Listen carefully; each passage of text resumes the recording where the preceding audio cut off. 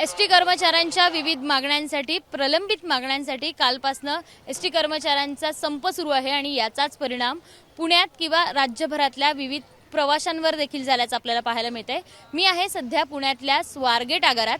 याच स्वारगेटच्या बस स्टॉपपासनं सकाळपासनं 60% वाहतूक सुरू आहे, मात्र 40% वाहतूक अजूनही सुरू नाहीये। त्यामुळे याचा सगळा परिणाम या प्रवाशांवर होताना आपल्याला बघायला मिळतोय। साधारण नाशिक, कोल्हापूर, सातारा, सांगली या ठिकाणी जाणाऱ्या प्रवाशांवर याचा परिणाम झालाच आहे।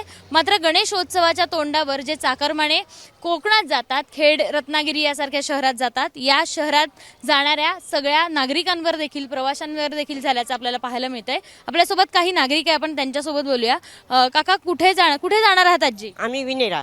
किती वेळ झाले इथे थांबलो? आम्ही 4:45 इथं आले आणि तिथपासून बसले। आमचा रिझर्वेशन 5:30च्या बसचा होता, मग अजूनही बस आली नाही। तुम्ही विचारलं का तिथे? विचारले, सारख्या फेऱ्या मारते। सांगितलं थोड्या वेळात थांबा, 1 तास थांबा, नंतर लावते। गणेशोत्सवासाठी जात आहे? हा, गणेश उत्सवासाठी। आणि ते बघा, ते आजारी 80 वर्षाचा माणूस, ते बघा बसता पण नाही, ते पण तिथं बोलतायत आमचे। 3 तास झाले, 3-4 तास हा. तुम्ही इथेच थांबला। हा, काका, तुम्ही कुठे जाणार? खेडला. खेडला जाणार। 7:30ची गाडी आहे।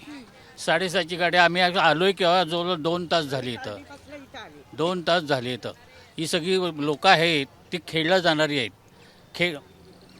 कर्मचाऱ्यांचा संप होता हे माहिती होतं का तुम्हाला? माहिती होतं थोडंफार, पण आता आमची रिझर्वेशन असल्यानंतर आम्ही काय करायचं? रिझर्वेशन काढायचं, कॅन्सल पण करत नाहीये, सांगत पण नाहीये की गाडी रिझर्वेशन आहे तर हे तिकीट कॅन्सल करता येईल का? नाही म्हणता येत। तुम्हाला काय सांगितलं त्यांनी? आम्हाला पण हे सांगितले, थोडा वेळ थांबा, लावते। परत गेली तर नाही, आता नंतर लावते, थांबा। ताई, तुम्ही कुठे जाणार आहात? सगळे खेडला जाणार? हो। किती तासापासून थांबले? 2 तास झाले। लहान मुलं पण आहेत. 2 तास झाले। हा? 2 तास झाले।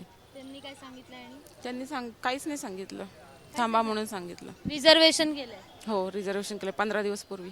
15 दिवसापूर्वी। सगळे जे चाकरमाने आहेत ते कोकणाकडे निघाले आहेत आणि यांना आता या संपाचा फटका बसताना आपल्याला पाहायला मिळतंय। 60-70 वर्षाच्या आजीपासून तर लहान मुलीपर्यंत सगळे प्रवाशांचा यात खोळंबा झाल्याचं देखील आपल्याला पाहायला मिळतंय। कॅमेरामन अमोल गवाळेसह शिवानी पांढरे, एबीपी माझा, पुणे।